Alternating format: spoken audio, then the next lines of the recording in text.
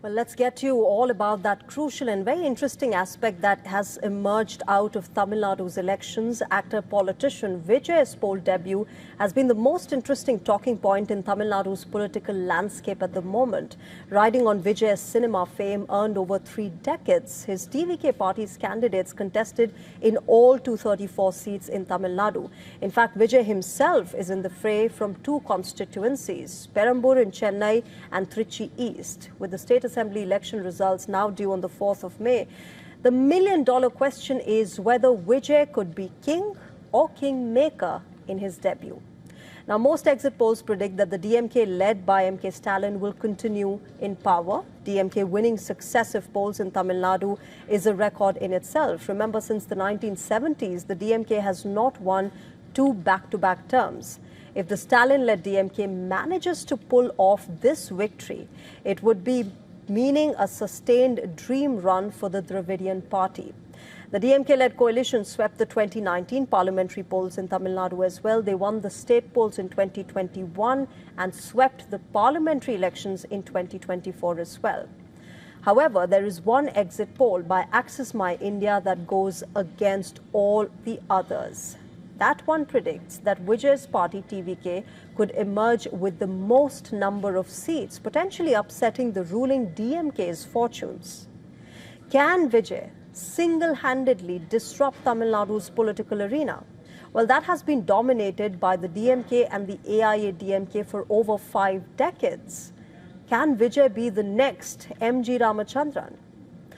Well, MG Ramachandran, or MGR, who's a former 3-time Chief Minister of Tamil Nadu, began his film career in the 1930s and he shot to fame in the late 1940s.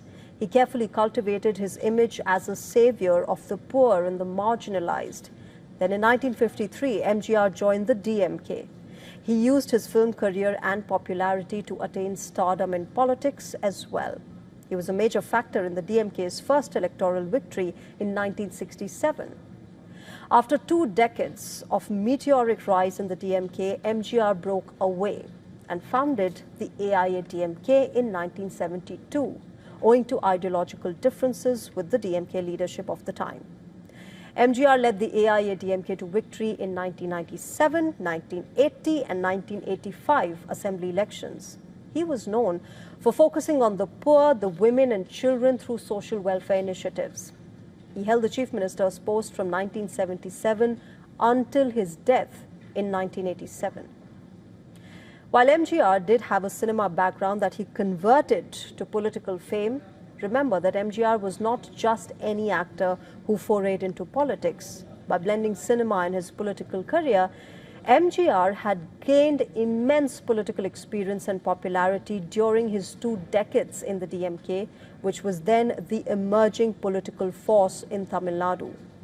It was after this that he started his own party.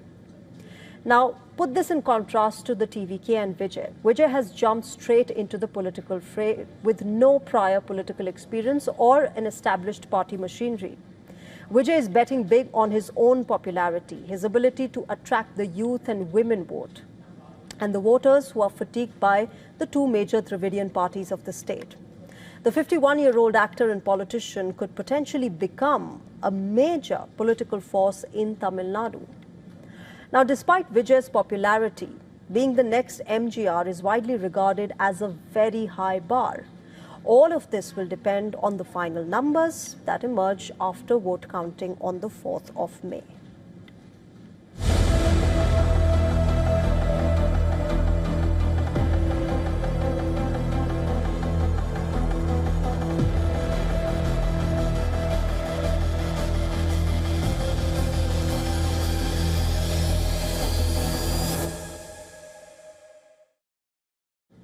All right, moving on, the fight against Mexico's drug cartels has entered a new phase, with the U.S. pushing for the extradition of sitting Mexican Governor Ruben Roca Moya, who has been indicted by an American court on charges of drug trafficking. The U.S. Department of Justice has alleged that Moya was elected governor of the Sinaloa state in 2021 with the help of the Sinaloa cartel, who allegedly kidnapped and intimidated his rivals. He has been accused of allowing Los Chapitos, the four sons of this cartel's former leader El Chapo, to operate with impunity. As per the US, he promised to protect them even though they illegally transported massive quantities of drugs to America, also facing charges of possessing machine guns and destructive devices. He can be sentenced to life in prison if he's convicted of all the charges. On the other hand, the Sinaloa governor rejected these accusations as bereft of any truth and dubbed it as a violation of Mexico's sovereignty. However, Mexico announced a probe into this matter to ascertain whether there is a legal basis for his arrest and possible extradition to America.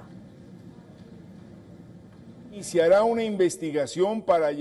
Office of the Attorney General will launch an investigation to gather all necessary information to determine whether there is evidence establishing the likelihood that the charges brought by US authorities have a legal basis for requesting arrest warrants. Now let's take a closer look at the Sinaloa cartel. It was founded by Joaquin El Chapo Guzman in the 1990s. It rose in prominence quickly, controlling nearly 60% of Mexico's drug trade at its peak. Despite El Chapo's arrest and the extradition to the US in 2017, the cartel remains a formidable force and now split between Los Chapitos and factions that are loyal to El Mayo Zambada. It is among the 8 South American crime groups that are designated as terror organizations by the US. Amid increasing pressure from the US president over the last few months, Mexico has been cracking down on drug cartels. In February, Jalisco New Generation cartel's leader El Mencho was killed in a military operation. This led to considerable violence in Mexico, resulting in the death of at least 73 people. Earlier this week, the drug mafia received another blow as Mexican special forces arrested drug lord Odias Flores Silva, also known as El Jardinero, in an operation involving over 500 troops, 6 helicopters and several planes. He was captured after 19 months of surveillance. The charges against Ruben Roca Moya also pose a political conundrum for the Mexican president, Claudia Sheinbaum, as he also, remember, belongs to the ruling Morena party.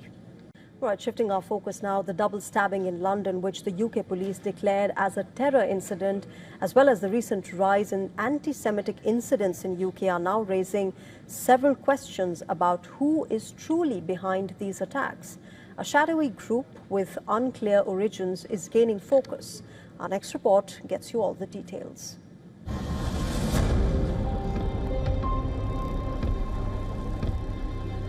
British police classified a double stabbing in London's Golders Green as a terror incident, but investigators remain cautious about claims made by a little-known terror cell called Harakat Ashab al-Yamin al-Islamiyah, which translates as the Islamic Movement of the People of the Right Hand. The group has repeatedly taken responsibility for attacks targeting Jewish communities across Europe since the outbreak of the Iran war. It surfaced soon after the war began, leaving intelligence agencies with limited information about its structure and operations. The Israeli government claims the outfit operates with backing from the Islamic Revolutionary Guards, allegedly using it to carry out strikes in Europe. Early claims made by the group appeared credible. It shared videos on Telegram that suggested prior knowledge of attacks. But experts also suspect the group could be exaggerating its reach by claiming responsibility for unrelated acts. Surveillance footage shows the stabbing unfolding near a bus stop in London's Golders Green, an area with a large Jewish population. Police body cam video captures police officers using tasers to detain the suspect. The incident occurred close to the site of a recent arson attack also claimed by Ashab al-Yamin on 4 Jewish community ambulances. The same group has also claimed attempted attacks on a synagogue and a television news channel tied to Iranian dissidents in London. And experts remain divided about the group's role behind these attacks. Some view it as a coordinated Iran-backed network, while others see inconsistencies that raise doubts about its credibility and intent. For instance, the group mostly targets countries not directly involved in the Iran-US war, while the group's statements also often use pro-Zionist terminology. Bureau Report, WION, World is One. New York City Mayor Zohran Mamdani has called on King Charles III to return the Koh-i-Noor diamond to India during the British monarch's visit to the United States. The remark has now reignited the long-standing debate over its colonial past. We get you more details in our special report.